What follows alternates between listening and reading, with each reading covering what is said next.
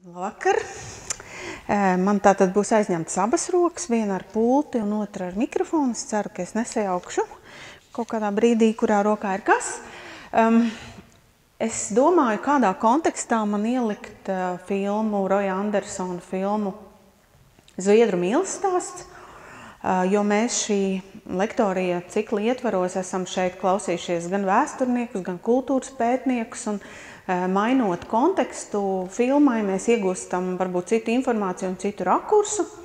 Un šo konkrēto filmu ir iespējams analizēt gan antropoloģijas virzienā, gan socioloģijas virzienā, gan vēstures virzienā, gan gala beigās 70. gadu estētikas virzienā, gan devijas filmu kontekstā, gan vēl varētu atrast kādus citus virzienus, bet es izvēlējos runāt par šo filmu paša Roja Andersona kontekstā vairāk apsvērumu dēļ. Pirmkārt, tāpēc, ka tikko šī filma, kā 50 gadus nosvinējusi jubilāre un Berlīnas kinofestivāla laureāte toreiz 70. gadā, tika izrādīta restaurētā kopijā Berlīnas kinofestivālā, kurš ir beidzies būtībā pirms nedēļas. Un šie seansi parasti ir pārpildīti, pat vēl pārpildītāk kā mums šovakar. Otrakārt, pēc nedēļas šeit uz šī ekrāna varēs redzēt Roja Andersona visjaunāko filmu, kas saucās Par bezgalību, kura gan ir rādīta jau Rīgas starptautiskā filmu festivāla ietvaros pāris seansos, bet tiem, kas varbūt palaid šo filmu garām, tātad šī iespēja ir.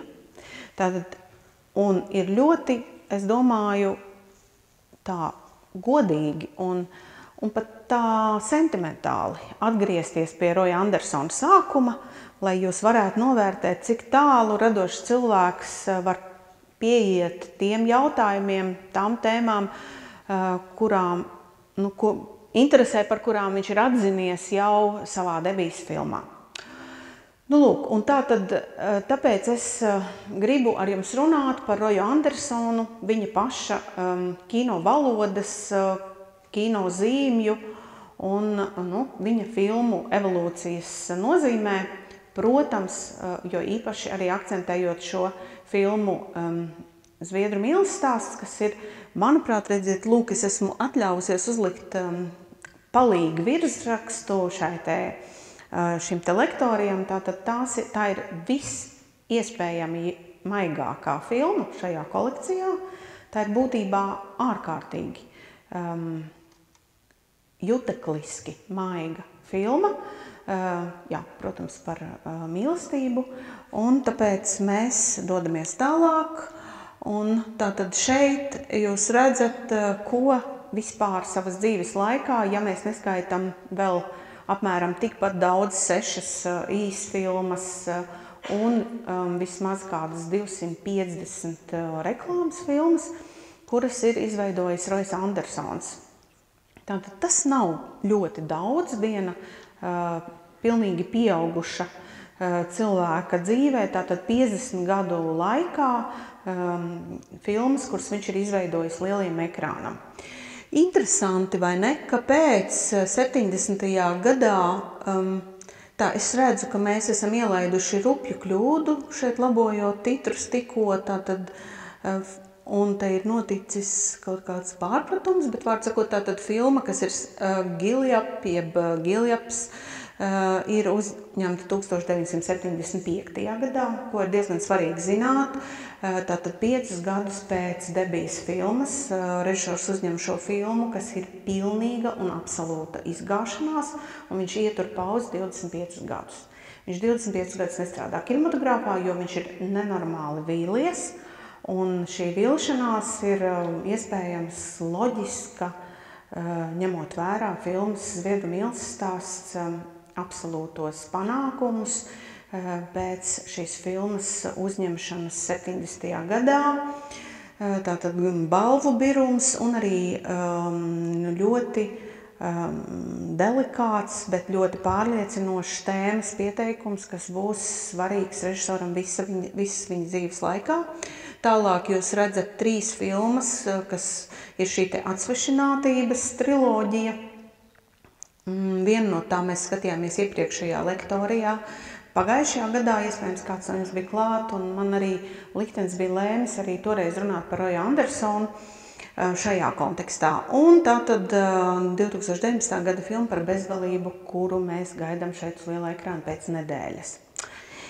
Tā, kas tad tur notika ar to 70. un 75. gadu, kurš šeit ir netīšām datēts kā 2000. gads, tātad 75. gadā režisoram bija skaidrs, ka to, ko viņš, es teiktu, ka filma Zviedru mīlas stāsts ir savā ziņā absolūti radikāla, jo režisors nevarēja vairs tālāk iet tajā virzienā, kurā viņš bija uzsācis kā debitants, un tas ir ļoti biedējoši, ka tu pirmo reizi iekāpi smilšu kastē un būtībā jau saēdies tik daudz smiltis, ka tālāk tev vairs nav kur iet. Un tātad viņš jau 75. gadā vēlas pāriet melnās komēdijas virzienā un absolūti nezina, kā to izdarīt. Un tāpēc šī filma būtībā noteikti joprojām nav viņa mīļāko filmu sarakstā, gluži tāpat kā jūs visticamāk šo te viņa otro filmu neesat redzējuši, un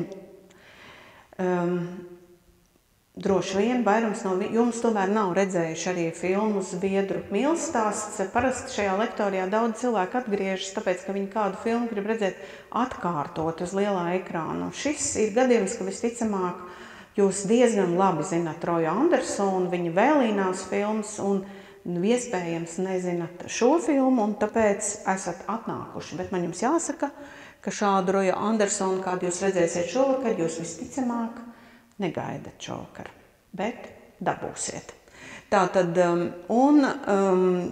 filma ir fantastiska ar to, ka tās galvenie varoņi, protams, tajā brīdī nav aktieri, bet viņi abi kļūst par aktieriem, gan meitene, gan puisis, gan nesasniedz ārkārtējus starptautiskus panākumus, kā to vēlētos. Protams, visi aktieri, kur piedzīvo tādus panākumus, kādus viņi piedzīvoja ar filmu Zviedru mīlas stāsts. Bet, jā, viņi abi kļūst par aktieriem un strādā televīzijas jomā, diemžēl netik panākumiem bagāti, kā tas bija ar filmu. Tātad, unikāli ir tas, ka viņiem patiešām ir tik daudz gadu tajā brīdī, kad viņi filmējas, un šis vecums atbilst filmas varoņu vecumam, tātad viņiem ir vienam 15, otram tūlīt paliek 16, bet tātad viņi atbilst šim te vecuma cenzam, kas ir, protams, ļoti aizkustinoši, jo viss, kas ar viņiem notiek, ir ārkārtīgi no vienas puses realistiski, un no otras puses tas ir, protams, arī tās rozā brilles, kuras mazliet filmā tiek arī apspēlētas, vismaz vienu reizi. Šīs brilles piemīt it kā arī tam filmas attēlam, vismaz tajās attiecībās, kuras ir šajā it kā tajā laimīgajā zonā, kurā ir šie divi jaunieši.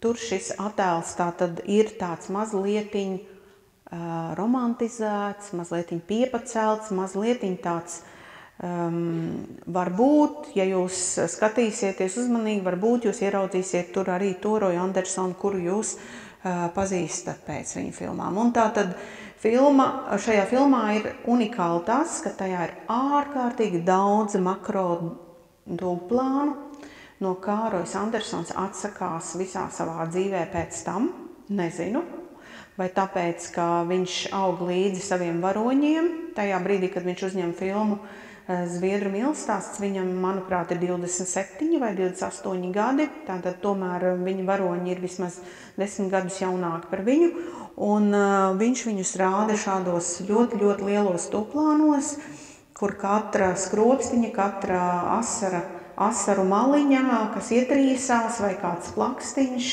kas trīsuļo no satraukuma, vai lūpa, kura drusku no asarām ir tāda pietūkusi, tā ir redzama. Vēlāk režisors ļoti maz izmanto tūplānus, iespējams tāpēc, ka viņš diezgan slikti domā par savas filmas varoņiem.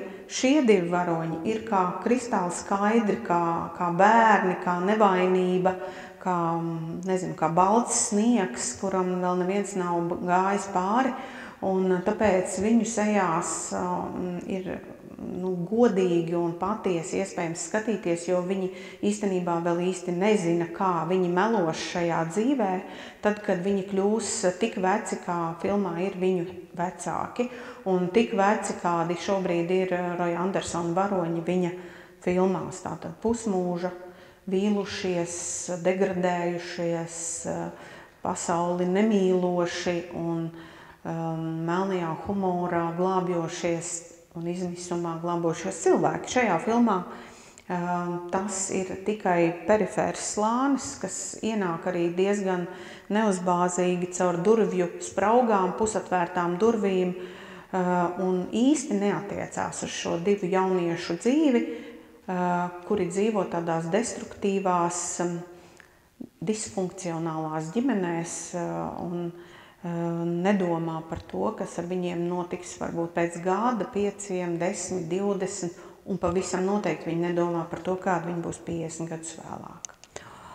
Un tad es te vēlreiz parādu jums dažos screenshotos, lai jūs to varētu novērtēt, kā Rojas Andersons ir cilvēks, un režisors, kurš ārkārtīgi mīl koplānu, jo viņam liekas, ka koplānā, viņa visās vēlīnijās filmās koplāns ir vadošais, kopā ar vidējo plānu, ļoti reti ar tūplānu, patiesu tūplānu, ja tas nav domāts kā grotesks tūplāns. Tad tie ir divi vadošie plāni, kuros nevar nomelot, jo var redzēt plastiku cilvēku koplānā, un tātad tūplānā, kā es jau pieminēju, tātad emocijas ir absolūtas un būtībā es teiktu, ka pat savā veidā uztverams kā šo jauniešu paštēlā eksistējošs dokumentālisms, kas tajā ir, jo viņi vienkārši vēl neko nemāk nospēlēt. Un arī tā ir milzīga, absolūta šīs filmas veiksme. Tas, kā filmā es iepriekšējā slaidā pieminēju, ir atsauce uz Romeo un Džulietu, jūs saprotat, tāpēc, ka parasti tajā periodā, ja kāds iestudēja uz skatuves Romeo un Džulietu, vai arī filmu versijās, parasti šie jaunieši, kuriem vajadzēja būt 14, 15 līdz 17 gadus veciem, bija daudz vecāki. Viņi bija profesionāli aktieri, un parasti tas radīja tādu, varbūt negluži pareizi priekšstatu par to, cik nevainīga un patiesa bija šī te Šekspīra lugas versija par divu ļoti jaunu cilvēku iemīlēšanos, kad viņi vispār vēl nezināja, kas ir ļauns un cik ļauni var būt viņu vecāki un kādi var būt naidi starp dzimtām. Un Roja Andersona versijā šeit tā tad ir vēl arī tas, ka ir šis te sociālais fons, ir bagātie, ir nabagie, ir veiksmīgie būtībā, kuru gandrīz pieaugušo pasaulē vairs nav, jo visus savus sapņus viņi ir nodevuši vai nu materiālajai labklājībai upurējot, vai nu ģimenei upurējot, vai nu velkot ģimeni vienatnē bez kāda no ģimenes locekļiem, teiksim, dzīvojot tikai tāpēc, lai dzīvotu uz priekšu un tad zaudējot šīs te absolūtās skaistās emocijas, būtībā aizmirstot to, kādi viņi bija tad, kad viņiem bija 14, 15 un 16 gadu, un viņiem likās, ka pasaule ir brīnišķīgas gaismas, romantikas un mīlestības pārpilna, un jautājums, kāpēc šī filma kļuva par tādu hītu gan publikā, gan kritiķi, joprojām, ja jūs pasakosiet reitingiem, zemāk par 4, joprojām 50 gadus vecai filmai neviens neuzdrošinās ielikt. Tātad joprojām var sastapt šo filmu kā vienu no izcilākajām visu laiku filmām, jo īpaši 70. gadu kontekstā. Protams, ka šeit ir arī drusku atsauce uz seksuālo revolūciju un arī, protams, uz daudzām problēmām, kādas ir tajā laikā sabiedrībā. Šo es jums atlasīju tāpēc, ka es zinu, ka Rois Andersons bija pabeidzis Zviedrijā kino augstskolu un viņš zināja kino vēsturi. Un jūs arī zināt kino vēsturi un jūs zināt, ko šajā gadījumā citē Rois Andersons. Tā ir 43. gada filma Alfreds Hitchcocks Slikta slava, kur ir šāds te ļoti, ļoti līdzīga mizanscēna, kad ir telefona klausule un skūpsti, kuri ilgs tik ilgi, cik ilgi ilgst telefona saruna. Šai gadījumā Anika, meitene, piezvana mammai, lai pateiktu, ka viņa ir laimīgi atbraukusi. Un tajā pašā laikā notiek šis te ārkārtīgi aizkustinošais un arī pilnīgi nevainīgais tāds jutekliskais mirklis, kas ir skūpsts tādā pat izpratnē, kā tas bija Hitchcocka varoņiem filmā Slikta slava. Tātad brīnišķīga atsauce uz kino vēsturi. Tajā laikā nedrīkstēja būt skūpsts garāks par dažām sekundēm, jo to aizlieca cenzūras likums. Zviedrijā nekas nebija aizliegts, bet tajā brīdī vismaz man zināmajā informācijā, bet, protams, ka pieaugušo pasauli, kurai sevi pieskaitīja tajā brīdī arī Rois Andersons, neakceptēja nopietni bērnu, būtībā mazu vēl pusaudžu mīlestību kā kaut ko nopietnu un akceptējumu, kurā varētu būt kaut kas vērā ņemams un akceptējams no pieaugušo pasaules. Un šeit ir tāda epizode, kurai jūs pievērsīsiet uzmanību, kad jūs līdz tai nonāksiet. Tad, protams, detaļas. Šeit ir epizode ar brillēm. Un šī epizode ir interesanta ar to, ka tātad ne tikai jūs redzat šo te uzpucēšanos kā tādā, es nezinu, kā no ziedu pasaules vai kā no putnu pasaules, kad meitene gaida puisi šai gadījumā jau kā savu potenciālo mīļoto, un viņa tātad izdara visu, ko viņa savos 14 gados var iedomāties, lai uzpucētos viņam par prieku. Kā redzat, visa kā ir mazliet par daudz, un puisis arī atbrauc kā tāds aizvēsturisks, jeb kā tāds brīnum putns ar to, ar ko viņš var izcelties, un tas ir tas viņa motocikls, un kurš atbilst tā laika visforšāko puišu un modes, teiksim, tā laika jauniešu prioritātēm. Jā, tātad. Un tālāk, kas ir tas, kas ir fonā, un šeit es arī izraudzījos speciāli kadrus, kuros jūs varat redzēt, kā ir kadrēts.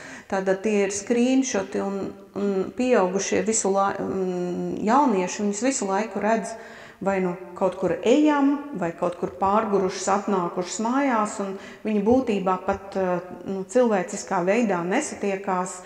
Diemžēl tā notiek arī tagad, un viņi tātad ir visu laiku kontaktā caur durvīm, galvenokārt. Tātad lielā distancē, caur durvīm, ar pārgurušiem, absolūti nefunkcionāliem, nejūtīgiem šī vārda pārguruma nozīmē. Es nedomāju par šiem cilvēkiem tik slikti, jo viņi ir arī noguruši no dzīves, no tās nastas, kuru viņi nes, un apzināti un neapzināti viņi to reflektē un arī pārnes uz jauniešiem, kuri tātad ir viņu bērni, kurus viņi kā katrs vecāks gribētu redzēt daudz labākus, daudz daudz tātad pareizāk dzīvojošas un netik dzīves nomocītas, bet viņi, diemžēl, pārliek šo savu likteni uz šiem bērniem, kuri vēl to neapzinās, jo tie ir viņu bērni, kuri redz tikai tādus vecākus un nekad ne savādākus, nekad ne īsti laimīgus. Un tātad, protams, kad nav šaubu par to, ka vecāki īsti neatbalsta un arī netic, ka starp šiem jauniešiem vispār kaut kas nebūtu nopietnas varētu būt. Un neizturās pret šo lietu kā pret kaut ko saudzējamu, plaucējamu, zieda nozīmē un sargājamu. Es nepārmetu viņiem neko, bet Roijs Andersons principā viņiem pārmet, un viņš pārmet to arī, es domāju, vēlākajos gados pats sev, jo visi viņa varoņi vēlākajās filmās kļūst arvien līdzīgāki viņam, arvien neirotiskāki, arī šie varoņi ir ļoti neirotiski, tas jau ir redzams, un norūpējušies un allaž depresīvi.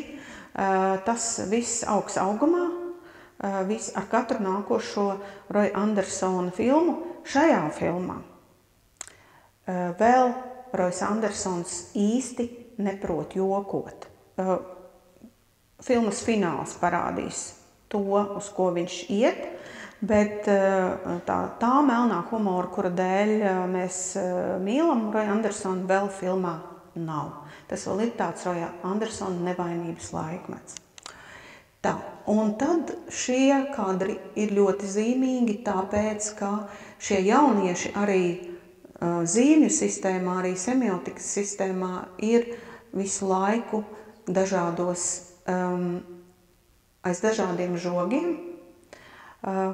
kuros viņus kāds ir ieslodzījis, kuros viņus kāds redz. Tā kā viņi redz savus vecākus caur durvīm, tā viņu skolas biedri, garām gājēji un viņi paši viens otru redz caur šiem žogiem. Konkrēti apakšā šis te attēls ir būtībā tāds kā, varētu teikt, tāds galvenais zīmola attēls šai filmai, ko visbiežāk izmanto arī uz plakātu, un arī viss raksturīgākais attēls caur šo te drāšu žogu, kas ir gan arī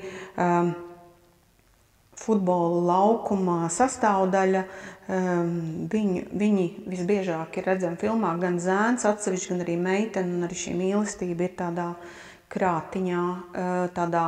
No vienas puses viņi ir aizsargāti ar šo žogu, no otras puses viņi tajā ir ieslodzīti, un tā viņiem būs izaugt, un visticamāk arī būsim, kā saka, pieauguši šajā nozīmē. Visticamāk šīs jūtas ir lemtas sakāvei, jo viņiem nav neviena, kas viņus atbalstītu tajā, lai viņi varētu piedzīvot kaut ko ļoti skaistu, bet jūs gan kopā ar viņiem piedzīvosiet kaut ko ļoti skaistu šovakar, un tie ir viņu vecāki. Filmas finālā tas ir jau tas Roijs Andersons, ko mēs visi pazīstam. Šīs epizodes ietver arī zināmu humoru, zināmu slēptu traģēdiju, kura par laimi nepiepildās. Tā ir tikai tāds liels izbīlis. Jaunieši vispār to neņem nopietni, kas notiek ar tajā vakarā jubilejas pasākumā ar pieaugušajiem, kuri, kā jūs redzat, šeit ir uzpucējušies kā tādi zīdaiņi un arī uzvedās kā tādi zīdaiņi un pazūd miglā un nakts laikā. Un tādus viņus pēdējos kadros ierauga arī viņu bērni, kuri dzīvi bauda pilnesenīgi. Tad es gribētu pievērst uzmanību jums arī tam, cik jutekliski ir veidotas tās epizodes, kuras mēs varētu saukt par tādām, teiksim, erotiskām, cik tās ir nevainīgas, skaistas un cik tajās nav nekāda nekāda kairinājuma lieka, un mēs ticam, ka tā var notikt tikai pirmo reizi, un nekad vēlāk, un nekad vairāk. Un tad vēl viena lieta, ko es jums gribu izstāstīt, ir, lai jūs saprastu, tātad pēc šīs prezentācijas, un es būtībā gatavojos jūs atdot šai filmai un Roja Andersona apsveikumam, ir kāda īpaša pazīme, kas apliecina Roja Andersona domāšanas specifiku un arī attieksmi pret to, ko viņš rāda. Jā, filma būs ļoti realistiska, ļoti romantizēta, ar šiem te grotiskajiem elementiem fonā, bet tajā pašā laikā Rojs Andersons mēģina panākt tādu kā nelielu atsvešinājumu mūžības virzienā, bezgalības virzienā, kā viņš to dara tagad katrā savā filmā, un kā viņš to dara. Proti, ja jums ir nācies redzēt šo filmu kādā video ierakstā, tad pirmais kadrs filmā ir nolaists aizskars, un pusotru minūti filmā ir tas, ko varētu saukt par prelūdiju, kas ir raksturīgs pavisam citam žanram, tātad operai. Šādu pašu paņēmienu izmanto arī Lars von Trieris atsevišķās filmās, kā piemēram Dejotāji tumsā, kur ir prelūdija, jūs ienākat zālē, un viņš jums saka, un tagad nomierinieties, nomierinieties. Lai jūs to varētu uztvert tā, kā tas ir domāts, jums ir jābūt mierīgiem. Tā ir tā psihoterapija, ko viņš piedāvā jums pirms filmas. Paldies jums liels! Tātad tagad es došu vārdu Rojam Andersonam, pēc tam mēs visi nomierinamies, un jūs klausieties prelūdiju, un pēc prelūdijas sākās filma. Prelūdijas laikā būs vienkārši tukšs attēls, tātad mums viss ir kārtībā, tehnika mums strādā, tas ir Rojs Andersons, kurš grib, lai jūs filmu skatāties tieši tādā veidā. Paldies jums šovakar, un tātad mēs gaidām uz ekrāna Roju Andersonu.